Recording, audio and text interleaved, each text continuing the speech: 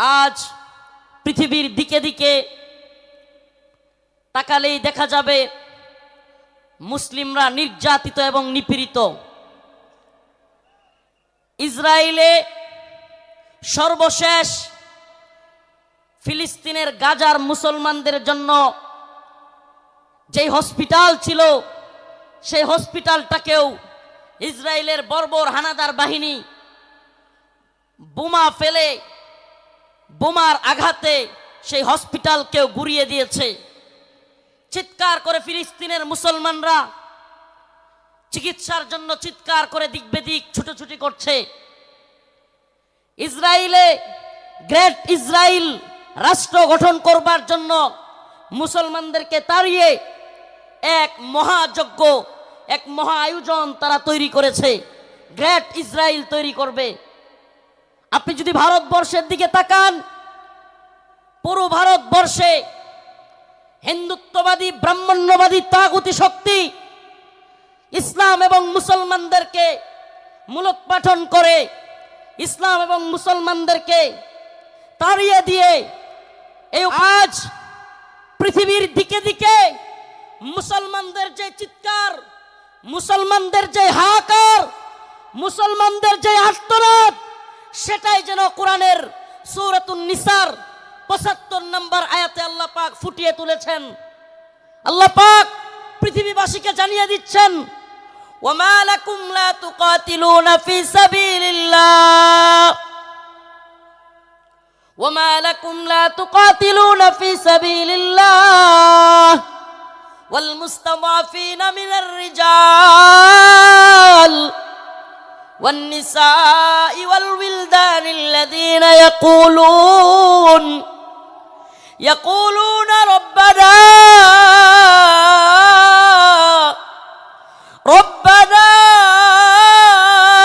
أخرجنا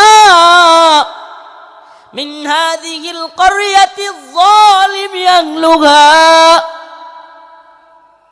إذ ربنا হে আমাদের রব, আখরিজনা আমাদেরকে বের করেন, আমাদেরকে বের করেন, মিন হাদিহিল ক্বরিয়াতিজ যালিমি আহলুহা ওয়াল মুস্তাদআফিনা মিনার রিজাল ওয়ান নিসা ওয়াল উইলদানিল্লাযিনা ইয়াকুলুন। এই যে দুর্বল মানুষদের, নিপীড়িত নির্যাতিত মাজলুম মানুষদের আর্তনাদ, শিশুদের চিৎকার, এগুলোই যেন কোরআনের এই আয়াতে আল্লাহ পাক ফুটিয়ে তুলেছেন।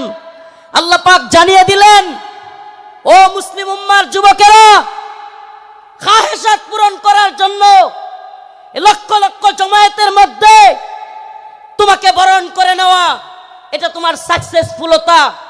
কিন্তু মনে রাখবা, এই বরণ করে নেওয়া, এই হাজারো লক্ষ জনতা কিংবা এই মুসলিম উম্মার পক্ষে এই জাগরণ, এই জজবা আমরা যদি কাজে লাগাতে ব্যর্থ হই, খোদার কসম করে বলি, খোদার কসম করে বলি, এই যশ খ্যাতি, এই জজবা, এই জনস্রোত কোনো কাজে আসবে না যদি আমরা নির্যাতিত নিপীড়িত মুসলিম উম্মার পক্ষে দাঁড়াতে ব্যর্থ। আমরা সেই ফিলিস্তিনিদের পক্ষে কিভাবে দাঁড়াবো? আমরা কাশ্মীরিদের পক্ষে কিভাবে দাঁড়াবো?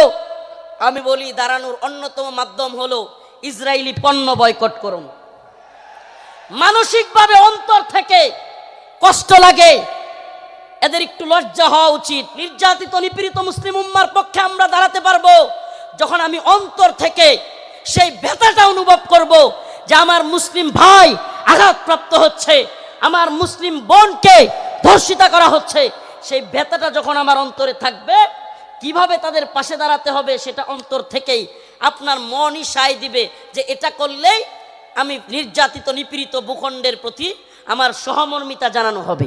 আমার এই ইসরায়েলি পণ্যের টাকাটা দিয়েই আপনার আমার মুসলিম ভাইয়ের, মুসলিম সন্তানের গায়ে গুলি করতেছে কিংবা বোমা ফেলতেছে, এই ইসরায়েলি টাকাটা দিয়ে, এই ইসরায়েলি কোম্পানিগুলো। অতএব আমাদের কি এই পণ্যগুলো বয়কট করা দরকার না? কথা বলেন, দরকার না? মনে রাখবেন, আমরা প্রয়োজনে কষ্ট করব, ট্যাপের পানি খাবো, তবুও ইসরায়েলি পানি খাবো না। আমরা প্রয়োজনে ট্যাপের পানি খাবো, আমরা প্রয়োজনে মিনারেল ওয়াটার যদি না পাই, প্রয়োজনে আমরা ট্যাপের পানি, নরমাল পানি খাবো, তবুও ইসরায়েলি পানি ব্যবহার করব। এটা আজকে ফিলিস্তিনের যে অবস্থা, ছোট্ট শিশুকে তার বাবা তার সামনে ছটপট করতেছে, তার ছোট্ট শিশু দৌড়াচ্ছে, কাতরাচ্ছে, ছটপট করতেছে, অথচ বাবা চিকিৎসা দিতে পারতেছে না। একবার ভাবুন না, নিজের সন্তানকে ওই জায়গায় রাখুন, আপনি বাবা হিসেবে আপনার অন্তরটা কেমন লাগবে? আজকে কাশ্মীরের অবস্থা দেখুন। এই ভারতীয় বাহিনী, এই হিন্দুত্ববাদী তাগুতি শক্তি, এই জালেমরা এখন আমাদেরকে হুমকি দেয়, এখন আমাদের গায়ে একটু লাগছে। কিন্তু আপনি কি জানেন, বিশ্বের বড় বড় মিডিয়ার তথ্য অনুযায়ী, রিপোর্ট অনুযায়ী, এটা আমাদের কথা নয়, বিশ্বের বড় বড় মিডিয়ার রিপোর্ট অনুযায়ী এক কাশ্মীরে 10,000 আমাদের মা বোনদেরকে ধর্ষণ করা হয়েছে। কয় হাজার?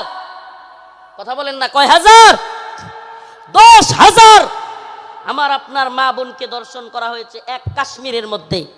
প্রিয় মুসলিম উম্মাহ, আল্লাহ মাফ করুক, আজকে কাশ্মীরের পরিস্থিতি যদি আমার দেশের হয়, আমার বাংলাদেশের হয়, কল্পনা করা যায়? ওরা উৎপত্তি আছে সীমান্তের ওপারে মুসলিমদেরকে নির্যাতন করার জন্য। আজকে ওরা উৎপেতে আছে সীমান্তের ওপারে, আমাদেরকে হুমকি ধমকি দিচ্ছে হিন্দুত্ববাদী দাদাবাবুরা। আসলে আমি প্রায় প্রোগ্রামে বলে থাকি, বিধর্মীদের হাক ডাক, মুসলিমদের বিরুদ্ধে যারা হাক ডাক দেয়, সেই সমস্ত জুলুম জালিমদের হাক ডাক হইল একটা বেলুনের মতো। কিসের মতো? কিসের মতো? বেলুনের মতো ফটকা, একটা সুই নিয়ে ফুটা করে দিতে পারলেই সব শেষ। এজন্য আমরা বলি, হিন্দুত্ববাদী নরেন্দ্র মোদীকে বলতে চাই, শত শত আলেমদেরকে শেখ হাসিনা তোমাকে খুশি করার জন্য গ্রেফতার করেছিল, অসংখ্য আলেমদেরকে নির্যাতন করেছিল শেখ হাসিনা মোদীকে খুশি করবার জন্য। কিন্তু আমরা জানতে চাই, শেষ পর্যন্ত মোদী কি হাসিনাকে টিকায় রাখতে পারছে? পারছে? ওদেরকে গুলি করে মারলো, ছোট ছোট বাচ্চাদেরকে হেলিকপ্টার থেকে গুলি করলো, আলেমদেরকে জেলে নিল, রিমান্ডে নিল, ফাঁসি দিল, আলেমদেরকে, দেশের সর্বজন শ্রদ্ধ আলেমদেরকে কারাগার থেকে হত্যা করে বাহির করলো। আমাকে ব্যক্তিগতভাবে আমাকে জুব্বা টেনে হিচড়ে ডিবি হারুনের নেতৃত্বে, এটা সবাই জানেন, জুব্বা খোলা হলো, আমার পরনের লঙ্গি খোলা হলো, এগুলো খুলে মহিলা দিয়া জড়ায়া দইরা ছবি ভিডিও তোলা হলো। অসংখ্য আলেমের নির্যাতনের, নিপীড়নের গল্প শুনলে গা শিউরে উঠবে, যৌনাঙ্গে পর্যন্ত চাপ দিল আলেমদের। এত কিছুর পরেও এই নেত্রী যে তার কর্মীদেরকে রাইখা পালায়, তার পক্ষে কিভাবে লোকেরা থাকে? প্রশ্ন আসে না? আসলে আল্লাহ বলেন, খতামাল্লাহু আলা কুলুবিহিম ওয়া আলা সামইহিম ওয়া আলা আবসারিহিম গিশাওয়া। আল্লাহ পাক এদের অন্তরের মধ্যে সিলমোহর মেরে দিছে, আল্লাহ পাক এদের কানের মধ্যেও সিলমোহর মেরে দিছে, আল্লাহ পাক এদের চোখের উপরে পর্দা ফেলে দিয়েছে। এরা সেই হাসিনা সরকারের আমলের এত নির্যাতন নিপীড়ন দেখেও দেখবে না। যেমন নির্লজ্জ বেহায়া তার নেত্রী, এমন নির্লজ্জ বেহায়া কর্মী। যেমন নির্লজ্জ বেহায়া তার নেত্রী, যে কিনা ছোট ছোট বাচ্চাদেরকে হত্যা করে, হেলিকপ্টার থেকে গুলি করে, এরপরেও বলে আমি কি অপরাধ করেছি। মানে কত বড় নির্লজ্জ হইলে এই কথা বলতে পারে? এরপরেও কি বলে, আমি কি অপরাধ করেছি। আপনি কোন অপরাধ করেন নাই?